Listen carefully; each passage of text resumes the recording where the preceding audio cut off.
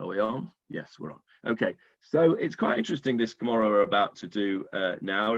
It's a follow-on from what we did last week. You'll remember last week at the end, I managed to squeeze in something I've been trying to show you for a while since I stumbled across it, which was that brilliant footage of the Chofetz Chaim, the only known moving images of the Chofetz Chaim, and the only truly known photograph of the Chofetz Chaim that I showed you last week.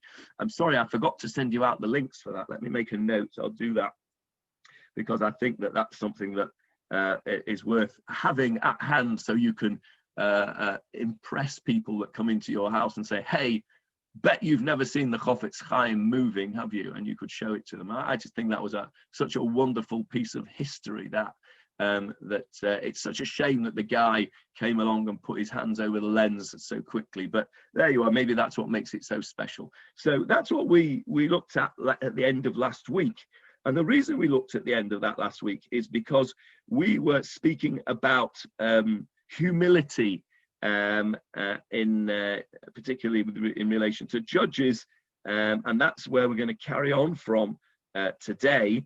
And we're going to see another few interesting psukim that the Gemara brings to describe how people were humble in their behavior. And on the way, we'll learn about some other activities that used to go on. And that's the beauty, of course, of learning the Gemara, is we're learning something that was written so long ago about events that happened even longer ago than that. So what we can see is not just the main message that the Gemara is telling us, but if we look carefully, and that's why we're doing this so slowly, because we are looking carefully, we can pick up ideas and information about times gone by, and we can also have an opportunity, which we have taken, I think, very well here in this shiur, to learn the books like Proverbs, and we're going to have a look at a couple of psukim in Iyov, in Job today, that we would never get a chance to learn. I have still to this day never learned Mishlei through. I've never learned Proverbs through from beginning to end. It's probably quite a difficult thing to do because they're all sort of individual statements. I bet none of you have done what I've done, though. I have learnt Iyov, Job, all the way through. Yoni will have done it, and I know he wouldn't have done it.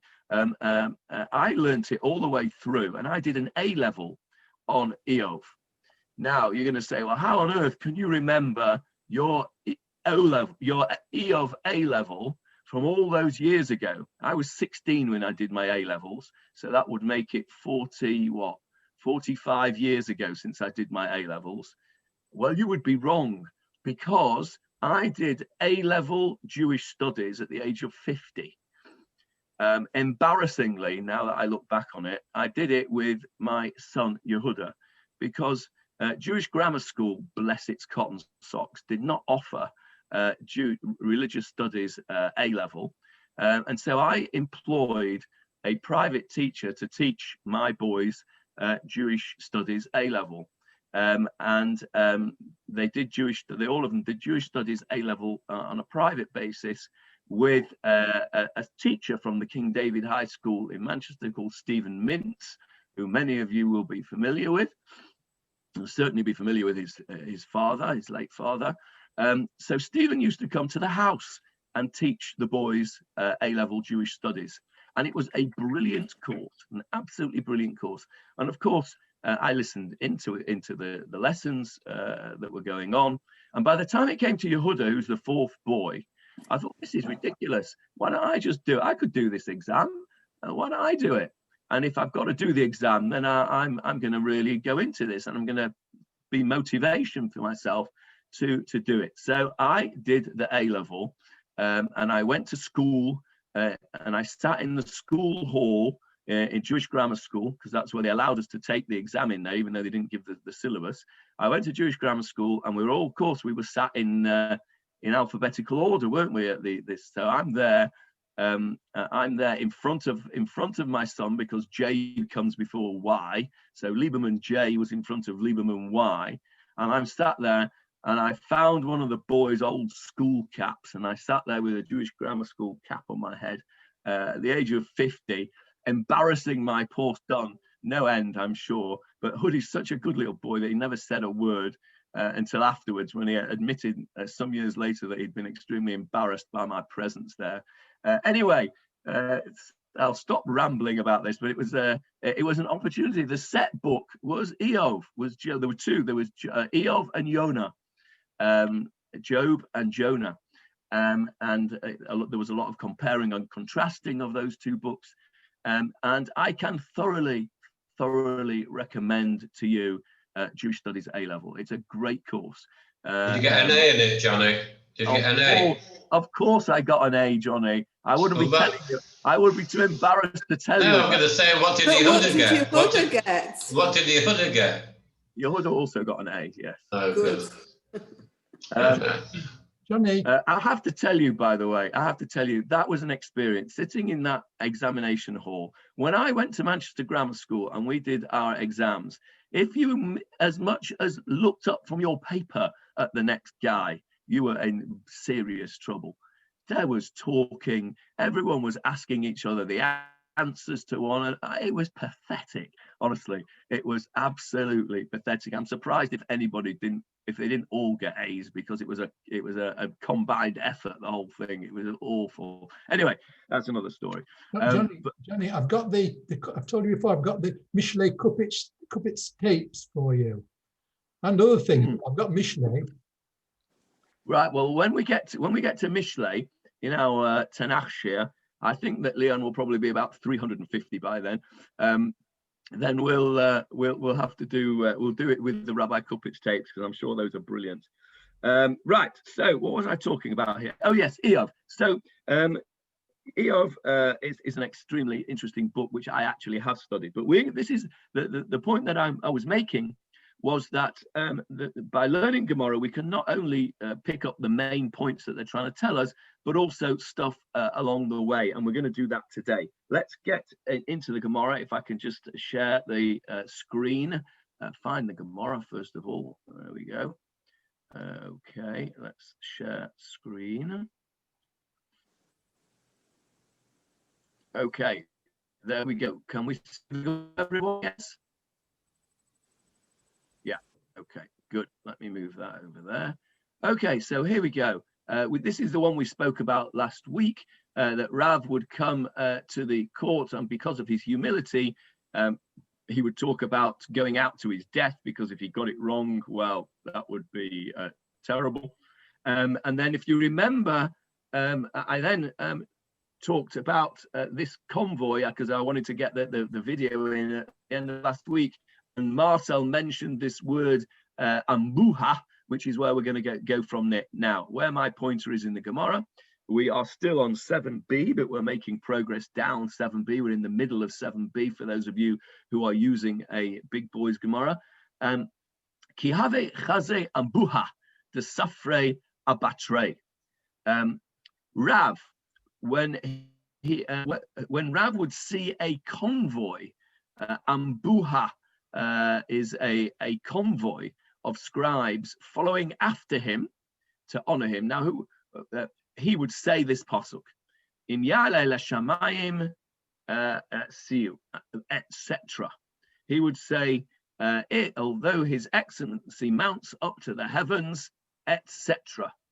Now, of course, etc. means that you're meant to know this pasuk.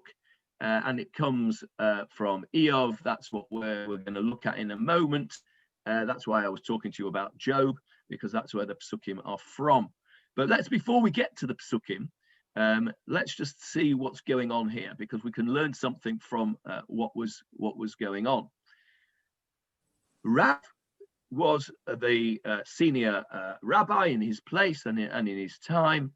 And obviously, like we saw with the Chofetz Chaim on that video, when he's around, there's a whole posse of people around them. Whenever you would see, for example, in Gateshead Yeshiva, I never went to Gateshead Yeshiva, thankfully, but I did go and visit my son when he was there. And what was very noticeable, and you will also see it in Manchester when I was there, and Johnny will have been there and seen it, not quite so much there, but certainly in Gateshead, that when the Rosh Yeshiva was walking, there was always students with him, because everybody was hanging on his every word.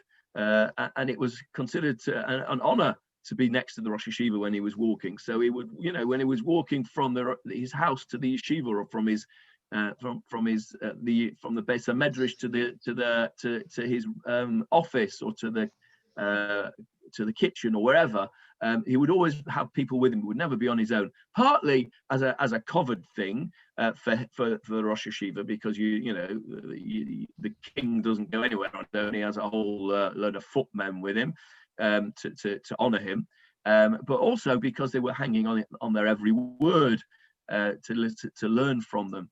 So this is where this actually comes from this gemarah, because whenever Rav would go somewhere, there would be a whole convoy of people following after him to honor him, and he would say this verse, which we'll come to in a minute, to prevent himself from becoming a bit too big for his own boots, as it were.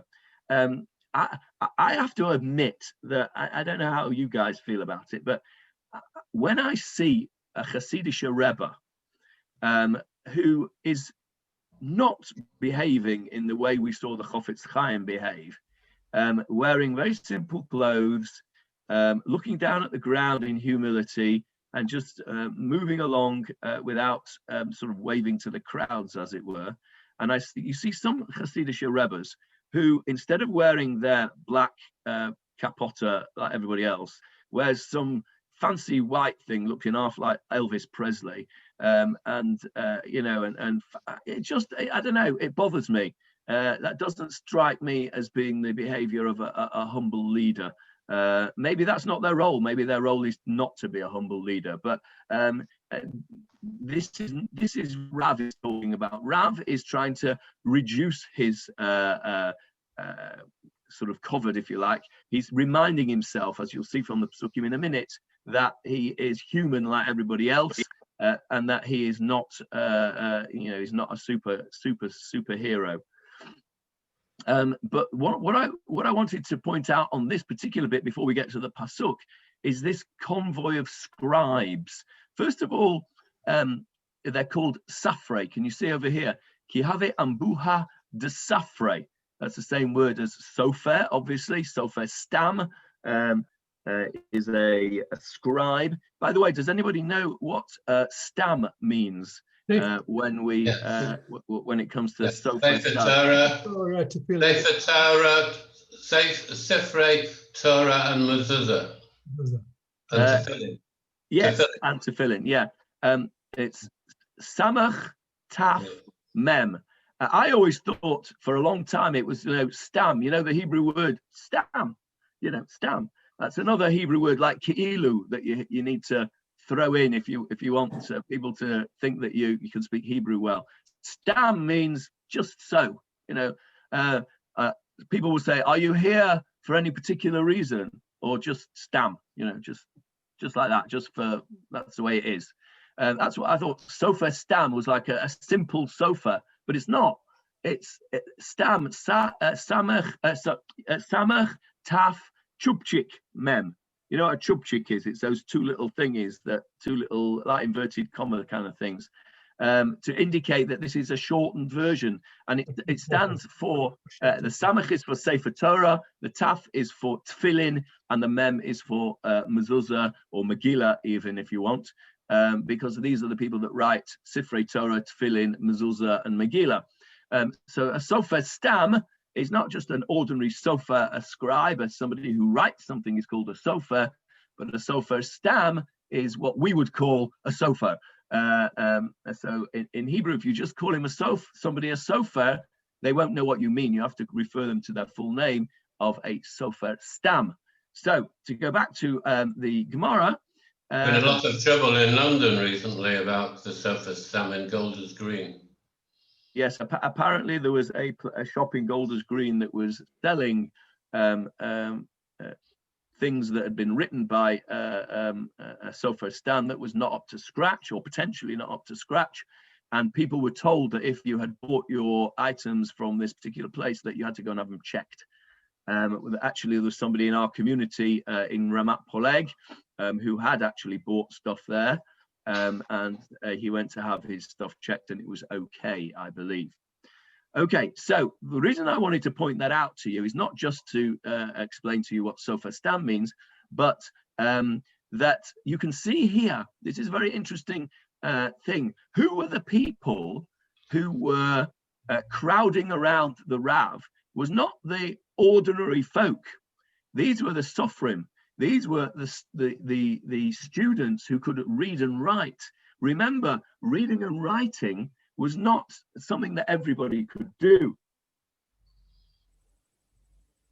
Back in those days, only the scholars could read and write. I mean, I don't know what the literacy rate was in the Western world 1500 years ago, but I bet it wasn't particularly high.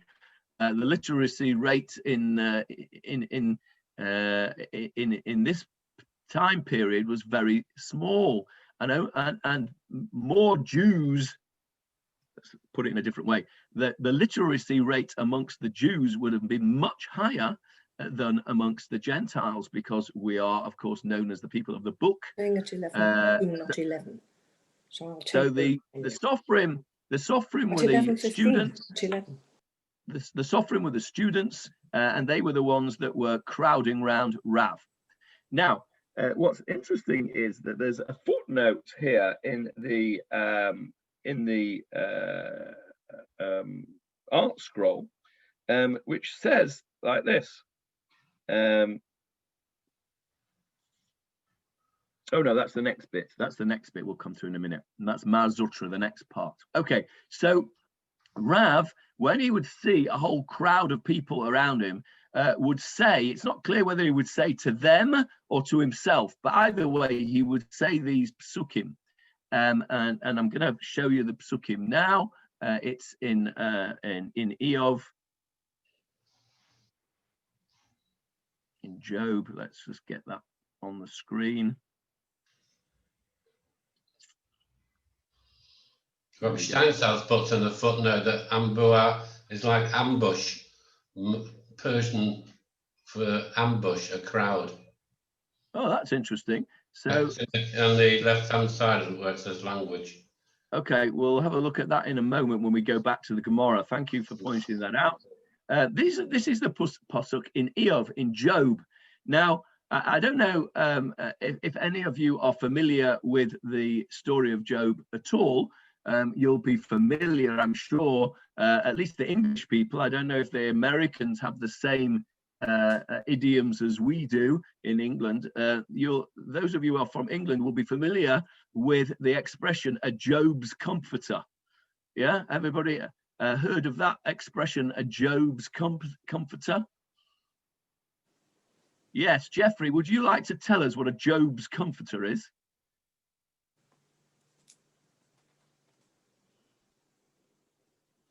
Jeffrey, unmute, Jeffrey. We can't hear. Yeah. Can you hear me now? Okay. Yes. He's someone who's always got bad news. Yes, and I can't imagine why you would know that, Jeffrey. But I don't know. I have no idea. No, I have no idea either. It must be something in the genes. Anyway, yes, Jeffrey is right. I'm interested to know. From the non-English people, the South Africans and the Americans. Is that an expression, a Job's comforter, that is used? It's not used in England very often these days. It's a bit old-fashioned, but is it something that you're familiar with from South Africa and from America? Speaking from America, but only from the Seattle part of America, which is, a whole different world from New York and the Eastern Seaboard. It's something we've never heard of. As Larry said, we would get our comforters from Bed Bath & Beyond, not from Job's. Right. Okay.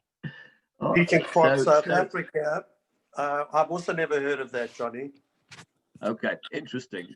All right, I'll tell you about it in a minute. Yes, Howard.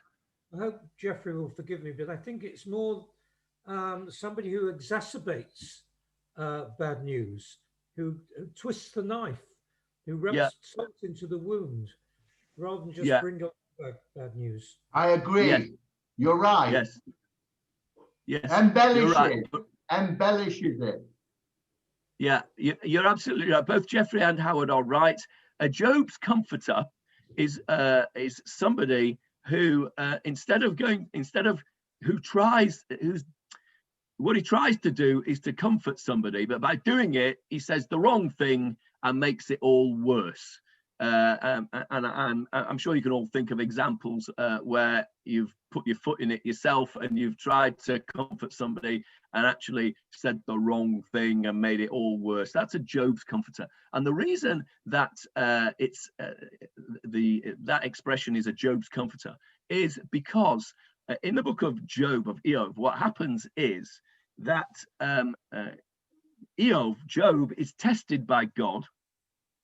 And what happens is God is it's an amazing book. You have to learn this through with Stephen Mintz. It's absolutely really very good. God is sat up there in heaven, as it were, having a chat with his mates up there, and he says, "Here, have a look at my fellow Job down there. He's such a good fellow. Look at him. He does mitzvahs all the time. He's a really good guy." And the nasty angel up there says, "Well, it's not surprising that he does all these good things. You haven't tested him. Why don't you throw him a few curveballs and see how he handles that? Let's see how holy he is and how anybody can be loyal to God if everything's going right. What about when things are not going right? Throw him a few curveballs and see what happens." So God says, "All right, okay." So he makes him lose all his money, and he makes him lose all his children, and then he gives him boils and all sorts of things, and he has all these bad things happen to him, and eventually, of course, he breaks. And that isn't the point. But while all these things are happening, these bad things are happening to him, he has 3 friends, does our man Iyov, and these friends come along to try and comfort him. But he doesn't take any comfort from what they say. They actually make it worse. They make him. They say things which make it worse for him. He can't understand. Iyov basically says to God, "Why are you doing this to me? What have I done? What have I done to deserve this? Why? I've been a good fellow. Why am I getting all this stuff?" And the friends come along, Job's friends, and they basically try and explain to him why they think he's got all these terrible things happening to him. And they basically say, "Well, you've lost your children because, well, you were too indulgent with them. You should have done this, that, or the other. And you've lost your money because, well, you didn't look after it properly. You did sins, and you've got ill now because you've angered God because you've done this, that, and the other." Well, of course, he hadn't done anything. This was just God playing games, as it were. So he doesn't take any comfort from this. It makes it all worse for him. The friends make various attempts at trying to comfort him, and each time they make it worse. And that is the origin of the expression "a Job's comforter," because Job's friends came along to try and comfort him and actually made the whole thing worse. So there we are. We've learned a little bit of Old English expression as well as a bit of gemarah. But let's see what the psukim are that Rav was saying. I've highlighted it here on the screen. Leon, are you with us? I can't see you because I've only got one screen, so I can't see you. Yes, I am. Okay, verses 6 and 7, please. "Though his eminence ascends to heaven and his head touches the clouds, he will perish forever like his own dung. Those who had seen him will ask, 'Where is he?'" Okay, now you can see very clearly why Rav chose these psukim to bring himself down to earth, as it were. That's almost that wasn't a mistake. I didn't mean to say that, but I was rather clever to say that, because what he says is, if his height ascends to the heavens and his head reaches the clouds, then don't you think that you're going to be up there forever? Because another English expression, what goes up must come down. And this is what happens if a person thinks that he is so high and mighty that his worth, im ya'aleh l'shamayim si'o, which here's this Hebrew word si'o, which is translated as worth, I think. But how did you translate it, Leon? If his worth or value?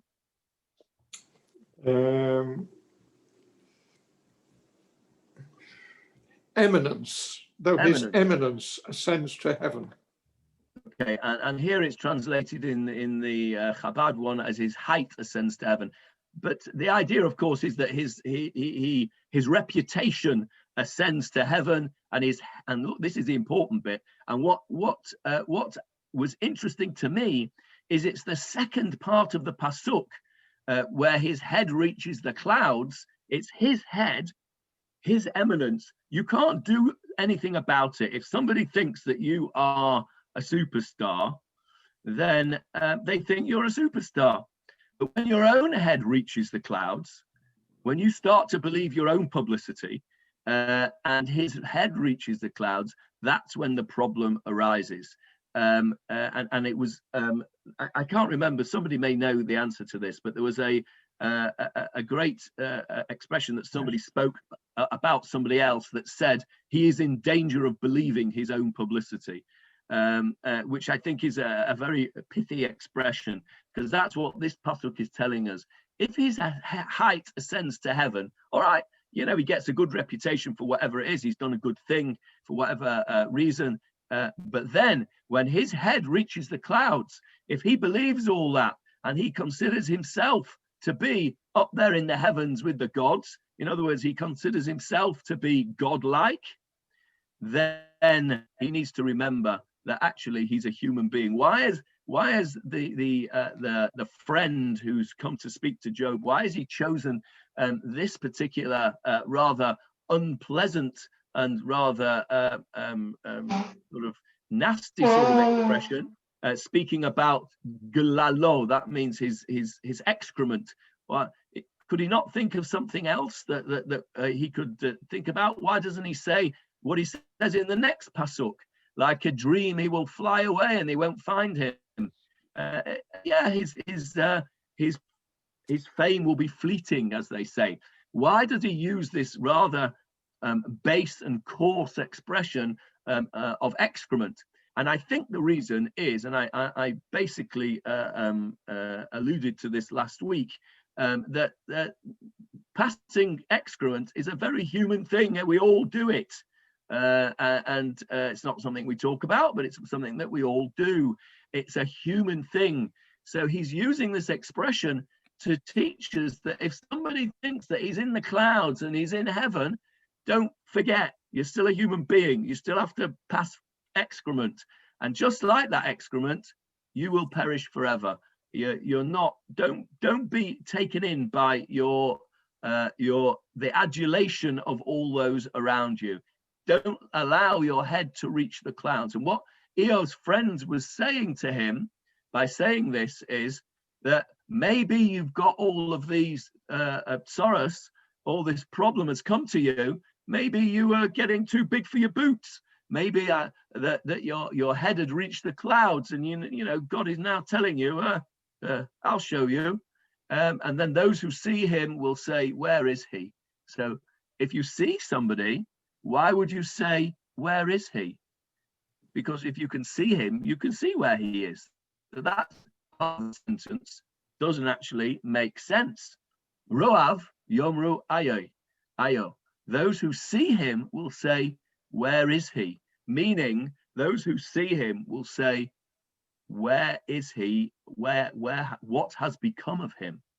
Not that they can't see him, that he's disappeared, because that wouldn't be somebody who see him. That would be those who don't see him will say, where is he?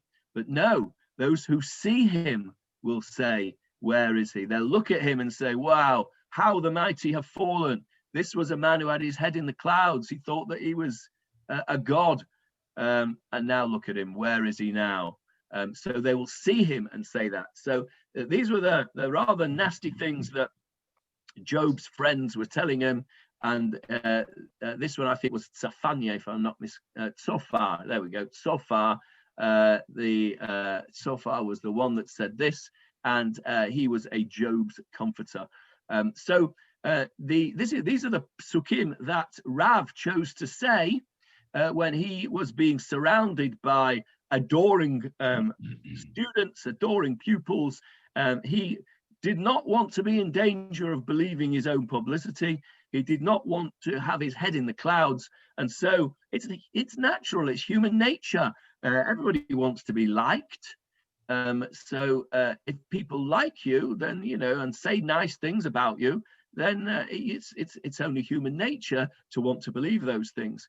Rav wanted to keep his feet firmly on the ground, and therefore when he was surrounded by these sofrim, then he would say these psukim.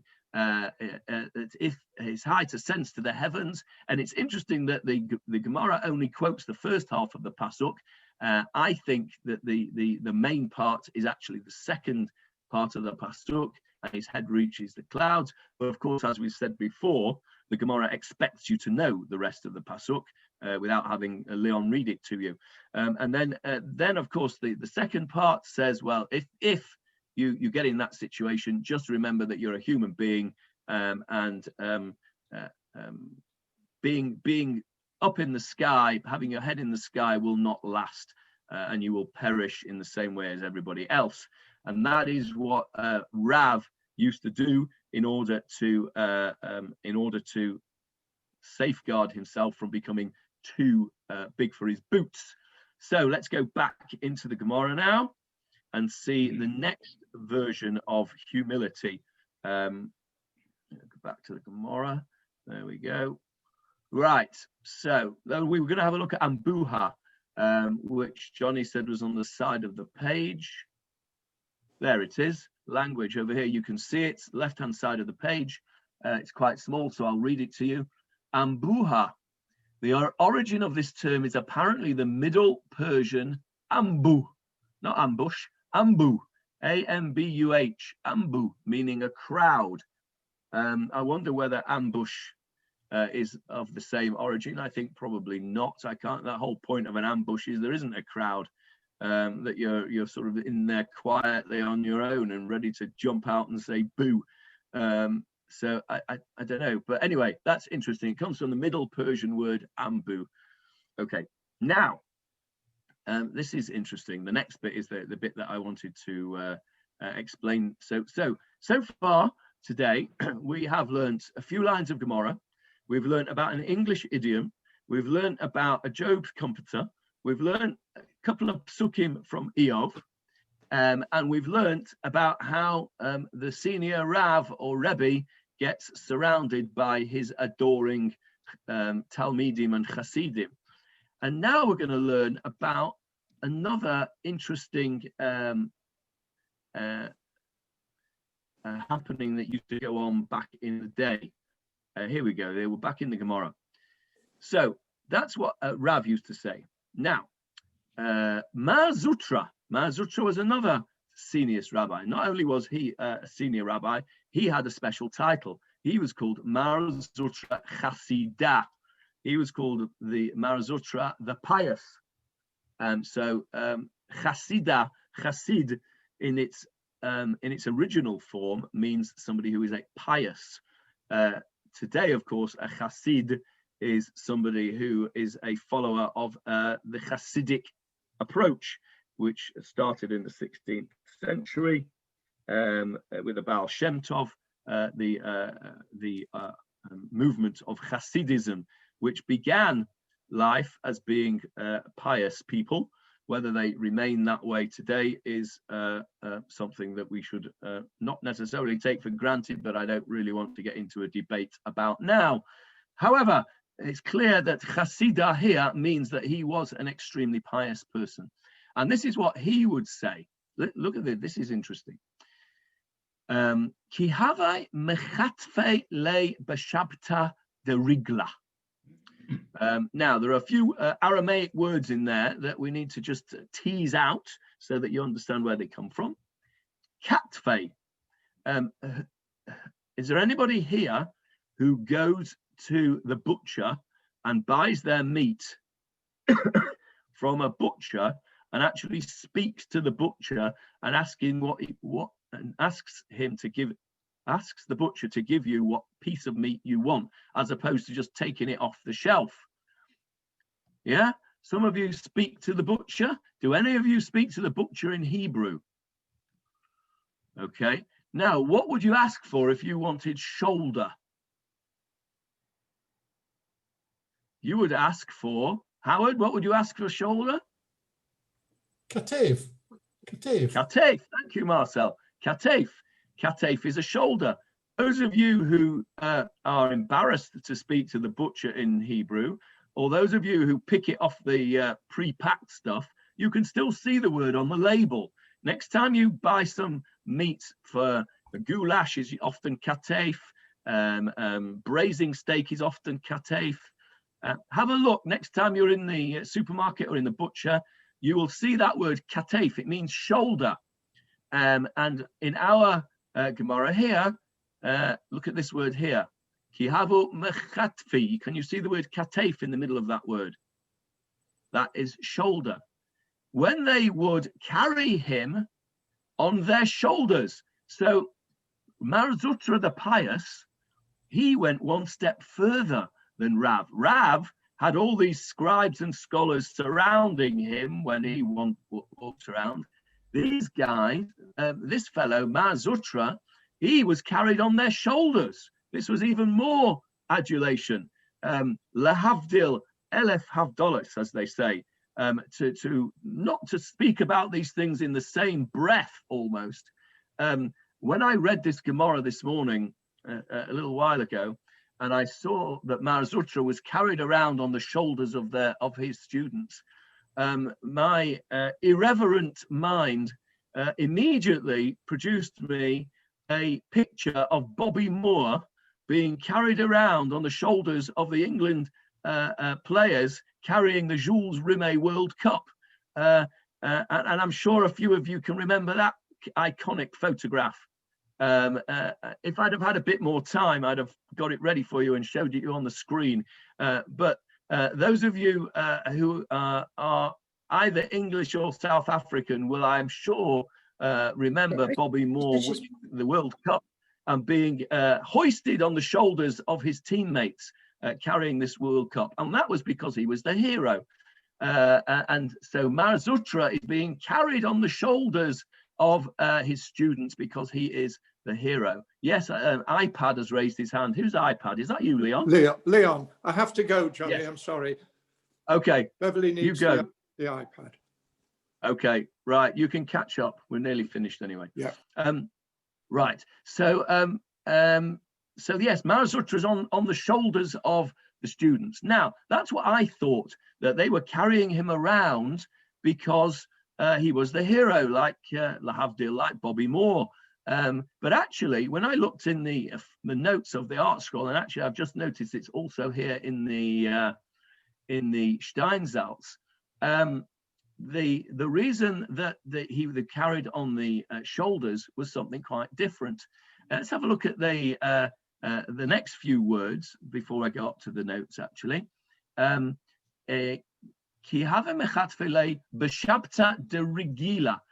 they would carry him during the Shabbat of the festival. B'Shabbat Shabta, you know what that is. Shabbat de Rigla, Regel, Shalosh Regalim, the 3 foot festivals. So this is on Chol HaMoed of Sukkot and Chol HaMoed of Pesach. There isn't a Chol HaMoed in Shavuot, obviously. So we're talking here about Shabbos Chol HaMoed.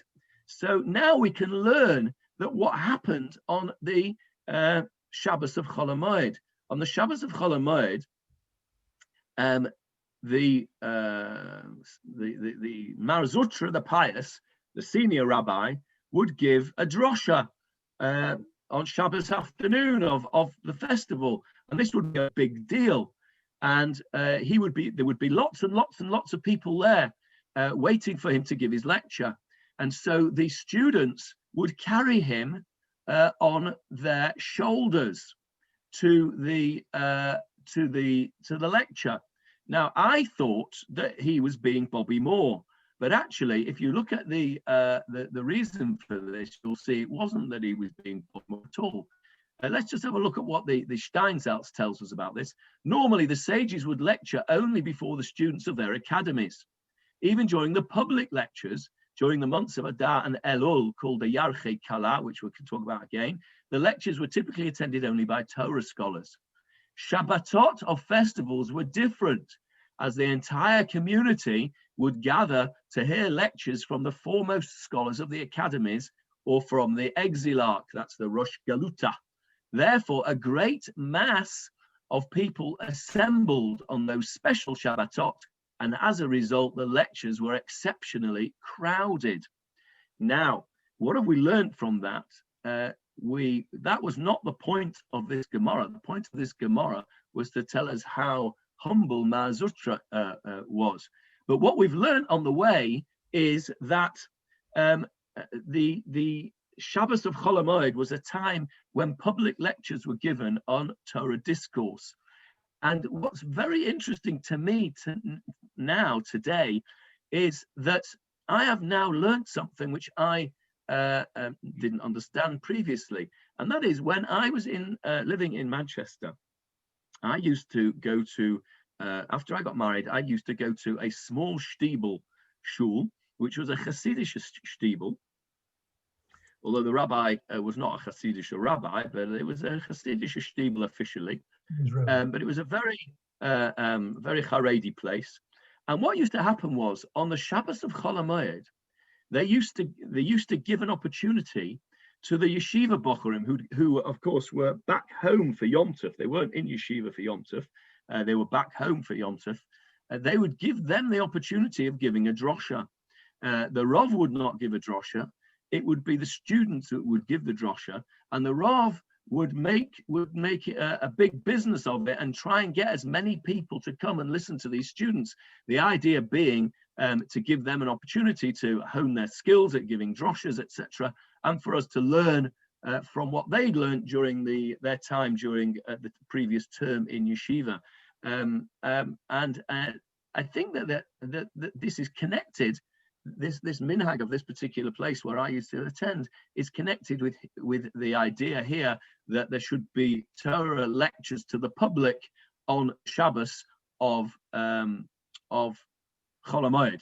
So that's something interesting. And then I looked in the art scroll for a commentary, and the art scroll disabused me of the idea that Mar Zutra was being Bobby Moore and being adulated and being carried on the shoulders because he was the hero. Let me read it to you. During the 30 days preceding a festival, teachers would expound the laws of that festival. Since Mar Zutra Chasida was old and walked slowly, his attendants would carry him upon their shoulders swiftly to his place, so that the assembled public would not have to remain standing for long periods. And that's based on Rashi. So Rashi says that the real reason for carrying him to these lectures was because he was a very old man and he walked very slowly, and people were hanging around and waiting and waiting and waiting, and it was not covered to keep the people waiting for the drosha to start. This, I think, is a piece of Gemara that we should send around to every Israeli wedding, every Israeli meeting that you ever go to starts late and they keep people waiting. This is not what we call kavod hatzibur. There is something called the honor of the congregation. It's not nice to keep people waiting. And even Mar Zutra, the pious, the Rav, was carried by his students to the place of his lecture, according to Rashi, in order that the public should not be put out, as it were, and have to wait for ages until he starts the lecture. So I think that this is a gemarah that that several of our brethren could do with learning again. That it's not good to keep people waiting. You try and be on time. If you're going to be giving a lecture, try and start on time. At least be there on time, ready to start. So, nevertheless, despite the fact that, according to Rashi at least, Mar Zutra was not being Bobby Moore and being a hero on the shoulders, nevertheless, it could be perceived that way. And he would say to himself a verse from Proverbs, from Mishlei, a very powerful source of pithy comment, and I'll share it with you in the screen now. He would say this verse from Mishlei. Here we go. I'll say it to you in English. Know well the condition of, actually he didn't, he said this possible here. Riches are not forever, neither is a crown for generations. In other words, don't think that what you have will last forever, and you can't pass on what you've got. But in order to understand this verse from Mishlei properly, what you have to do is you have to go back to the verse before, because the two verses go together. And the Mishlei, can I ask whoever's not muted to mute, please? Because I've got some feedback. Thank you. The verse in Mishlei says this: know well the condition of your flocks, give attention to the herds, for riches are not forever, neither is a crown for generations. Now, if we look at that at face value, what that means is that if you are a wealthy person, don't neglect your wealth, and don't think that you can just leave it be for the next generation, and that that you can pass it on to the next generation and it will last forever. Because you have to know well the condition of your flocks. In other words, you have to look after what you've got and what you've been given. Otherwise, you'll lose it. And you have to give your attention to the herds. It's not just the flocks. It's the flocks and the herds. Now, I think what this means here is that you've not only got to look after your wealth yourself and not just hand it over and think that it'll last forever, because it won't last forever. Nothing lasts forever, as it says in the next pasuk, riches are not forever, neither is a crown for generations. You've got to give your attention to the next generation as well. How many times have we seen, how many times has this happened in history, where the next generation squander the riches, either physical riches, material riches, or spiritual riches of a previous generation? How many times have we seen it where one generation works very hard to achieve either something materially or spiritually or intellectually, only for the next generation to waste it and to squander it? And the reason for that sometimes is that the attention is not paid, the correct attention is not paid to the next generation, and it's not the correct attention is not paid to the riches that we're talking about. And Mar Zutra Hasidah would say to himself when he's being carried around as the senior rabbi, as the hero, he would say to himself, riches are not forever, a crown is not for the generations. There's no guaranteeing that this is going to be passed on to the next generation. I have to give attention to this, and I'm going to give my lecture now. And the way to pass on your greatness in terms of Mar Zutra's greatness, his piousness, no, that's not a word, piety, his piety and his knowledge and his wealth was to pay attention and to give this lecture in good form. And so here we'll stop here. What we've learnt is that the great men of those generations took great care not to become haughty, not to believe their own publicity, not to take too much notice of the adulation that the students gave them. And they used psukim in the Torah and in Tanakh to enable them to keep their feet on the ground. Well, not literally in Mar Zutra's effect. He did not have his feet on the ground. He had his feet on their shoulders. But metaphorically speaking, at least, he keep his feet on the ground. And this is a lesson for all those people who think that they are superstars. Remember, they're actually, riches are not forever, neither are crowns for generation. And I think this is an important piece of Gemara that we've learned today. And I think we've also found some interesting information about how life was lived many years ago in the same time. I'm just looking on what next week's exciting installment will be. We're going back to judging next week. Julia will be pleased about that. We're going to give some advice, more advice to judges about how they should conduct themselves. So we'll stop there. I'm happy for any questions. Anybody that wants to questions or comments before we close up, now's your time. Yes, Marcel. I wrote to you about Beit Soa and where it's always talking about the death penalty, never about Beit Soa, about prison. And you said that you would deal with it. Okay, so yes, Marcel asked me a question where the Torah does not talk about prison sentences. It talks about death sentences, and it also talks about monetary compensation. We know about that, the 4 times and the 5 times and the double if you're a ganaf and all those things.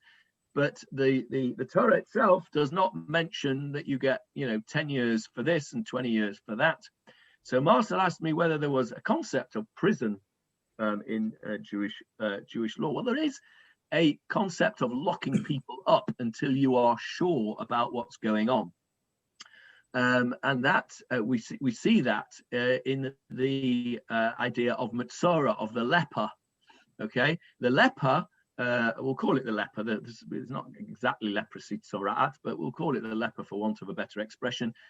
Somebody who thinks that they might have tzorat, leprosy, had to go to the Kohen. And he'd take a look at it, and if he wasn't sure, then this person got locked up for a week until he went and had another look until he was sure, and if he still wasn't sure, he got locked up again. So there is definitely a concept of locking people up spoken about in the Torah itself. So what about prison sentences, which is what Martha was talking about? There is no speaking in Jewish law of prison sentences, but of course Joseph, and this is I think where Marcel's question came from. Joseph was sent to prison, wasn't he? He was put in a pit. Now this is an interesting thing, because have you ever asked yourself why Joseph got put in prison at that point by Potiphar? If you were Potiphar and you came home and your wife, remember Potiphar is an Egyptian royal or a minister. He's a big shot guy, and his fancy trophy wife says to him on his return from a hard day's grafting, beating up Egyptian slaves, that this Hebrew fellow tried to rape me. What do you think Potiphar would do? Kill him. Kill him, of course. He'd kill him straight away. No questions asked. There'd be no question of him going to court or any of that nonsense, or put him in prison. He'd kill him there on the spot. And in fact, some of the Meforshim actually raise this question. And they say it's clear from the fact that Joseph got put in prison and wasn't killed that Potiphar didn't believe his wife either.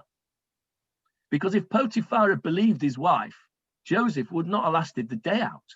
He'd have been done in.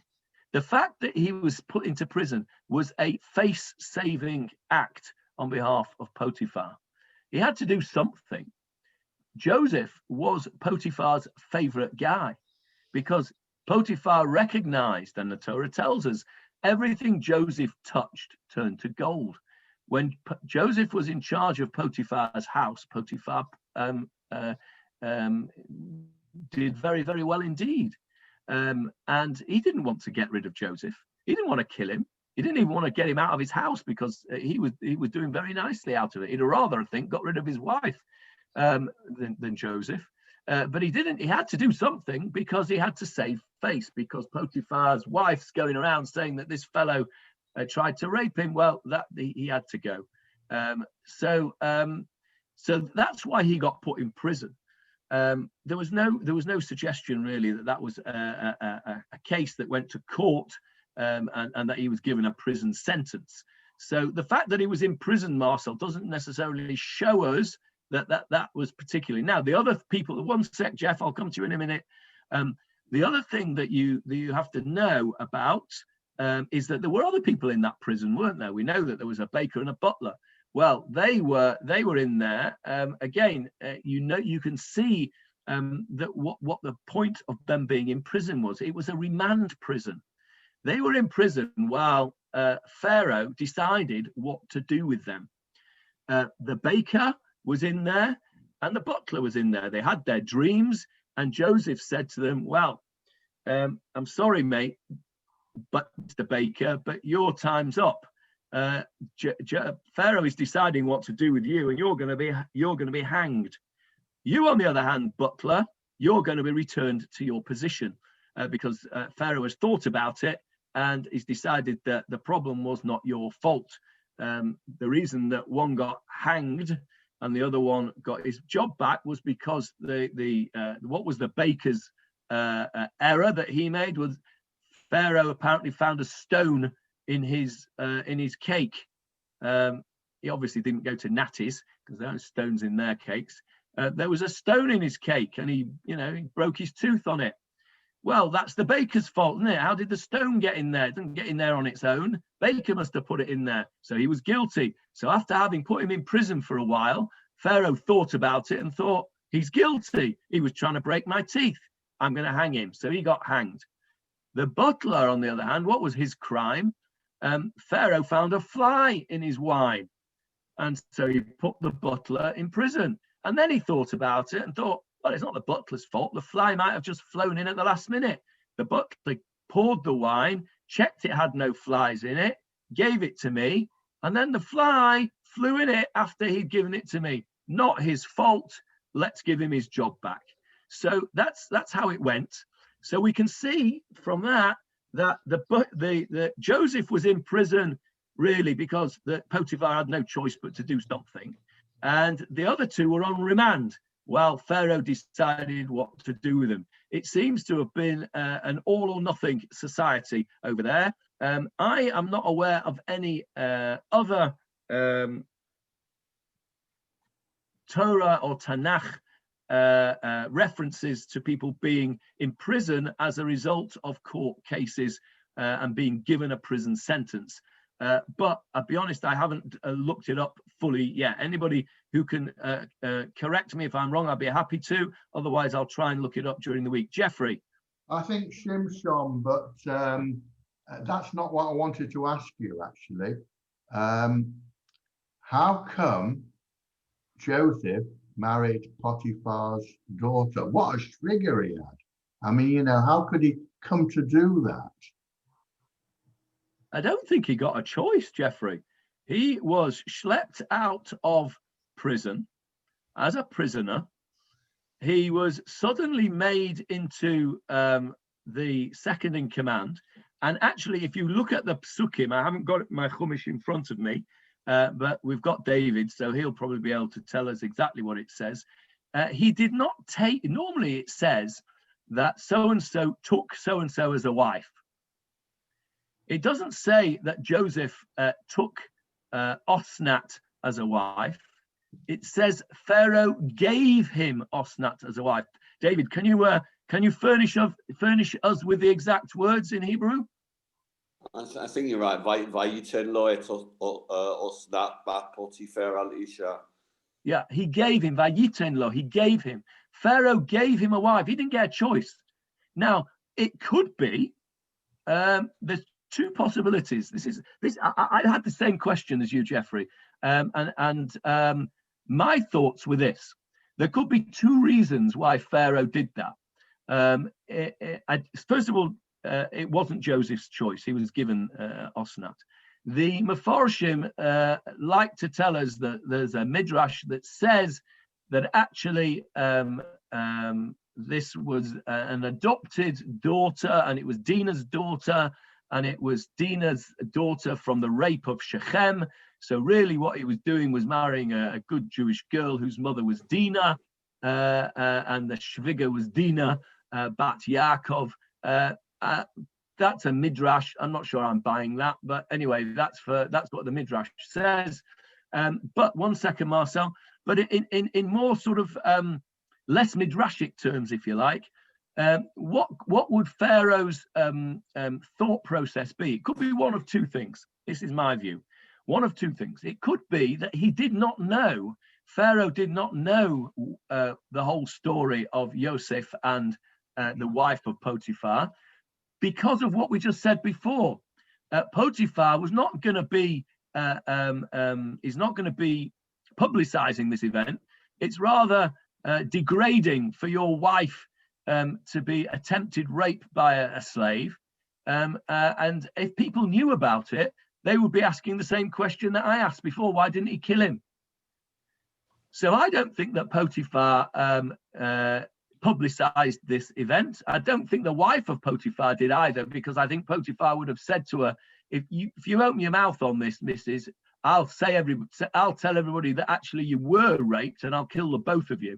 So keep your mouth closed, because I don't want anyone knowing about this. So it's possible that Pharaoh didn't know, and he just happened to give him a wife of a noble, the daughter of a noble as a wife. That's one possibility. Let me just finish, Jeff. The second possibility is that Pharaoh did know. And it's exactly for that reason that he gave him that girl as a wife. So that Potiphar had no reason, or had a good reason not to be negative towards Joseph. Because if Potiphar's put him in prison, and now he's Potiphar's boss, because remember, he's second in command, there could be a poor relationship between Potiphar and Joseph. Joseph might seem to think that he needs to take revenge on Potiphar for putting him in prison. Potiphar might see that Joseph was really a slave boy and shouldn't be second in command. So in order to try and muddy the waters and make this whole relationship thing smoother, Pharaoh did a masterstroke and married the two families together. Those are the two possibilities that came to my mind. I haven't seen those written anywhere in any Sforim, so they may well go into my Chidushei Poleg book, unless somebody else can find that somebody else has written it before me. First Marcel, and then back to Jeffrey. Marcel. Rashi says that Potiphar's wife, either, I don't know if it was through the wise men, or whether she had a dream that her descendants would be from Yosef, but she didn't realize that it would be through her daughter. That's what Rashi says. Yeah, that's a famous Rashi. I think the wise men is a different festival coming up, Marcel. You're getting a bit mixed up with the that was a joke. Yes, you're right. It's Rashi said it's a famous midrash. Rashi says quite right. Osnat had some kind of ruach hakodesh that she would be the ancestress of Joseph's children, and of course she was right. If the other midrash is wrong, that Osnat was not the daughter of Dinah, and she really was the daughter of the wife of Potiphar, that it came through Potiphar. Yes, that's a famous Rashi. Thank you for pointing that out. Yes, Jeffrey. I just question how Joseph's children, coming from that, the female line of the family, could become of the tribes, and I find that very, very difficult to follow. Okay, so the Torah talks a lot about getting wives from within, if you like, the mishpacha, but here we know that there is a loose woman and her daughter, or it's implied that it's her daughter, is the mother of two tribes. It just, I don't know. And that, Jeffrey, is exactly why the Midrash comes along and says, no, no, no, you've got it all wrong. She was the daughter of Dinah. She wasn't the daughter of a loose woman, Potiphar, in Egypt. She was a daughter of Dinah. And that's exactly why that Midrash came along to sort that thought out. However, it needs to be said that we are talking about, we are coming from a position where we understand that today Jewish descent is matrilineal. It comes from the mother. And those of you who were at the medical ethics course that we did on assisted reproduction will know that we had a whole conversation about whether a child is Jewish, if he's born from a Jewish mother or a non-Jewish surrogate mother. It's all matrilineal, but that was not always the case, Jeffrey. Back in the day, certainly at the time of the Torah, the descent was patrilineal. It went through the father, and it changed. Why did it change? It changed when we were in Golus, when we were in exile, because you could not be sure, with all the rape and pillage that went around, you could not be sure who the father was. You could be sure who the mother was because you could actually see the birth. And that is the simple answer to the question. There will be much more convoluted and complicated and esoteric answers to the question, but the real answer I can reveal to you, Howard, is that it's because that we were subject to pillage and rape, and therefore, in order to be sure of our lineage, it changed to be matrilineal some point down the line. Enforce what you said. We've observed several times this week that King David's grandmother was Ruth, who was not born as a Jewess. Great grandmother. Yeah, yes, Ruth was not born as a Jewess. Ruth, of course, converted. One of the few people who we actually know converted. And in fact, what we learned from Ruth, we will come to Ruth eventually in Tanakh, but if you're interested, I can send you, I did a 4-week course on Ruth a few years ago, not on video, but I recorded it on audio, where we went through Ruth in great detail. And what we learned from Ruth actually is how a convert should be, a conversion process should be gone through. I should really send these shiurim to the chief rabbinate, because I think they've forgotten how it should go through, because they don't do it right. But there you are, that's another story. Right, I've had enough, I'm sure you have. Let's call it a day. And what day is it today? Wednesday. So I get a few days off until Sunday. I'll see you all, if not before, I'll see you all on Sunday from the comfort of my own little flat here in Manchester. I cannot leave until the earliest a week today, but it won't be a week today because I can't get another test until a week today, and then it has to be negative. So I've got a feeling that it'll be another 10 days or so at least before I can leave these shores. But thanks to Zoom and thanks to the Tchelet background banner, you won't even know the difference, even if I will. So thank you very much for all the good wishes. And I wish you all a Shabbat Shalom in due course. I'll send out the recording. And if anybody wants anything else that I said I would send out, you'll have to remind me because I've already forgotten what it was. And the other recording, the one about COVID. Oh, the one about COVID. Yeah, let me make a note of that. I will do a Techelet COVID video. Right. Okay. Wish you better. Thank you. Bye all. Thank you, Johnny. Bye. Bye.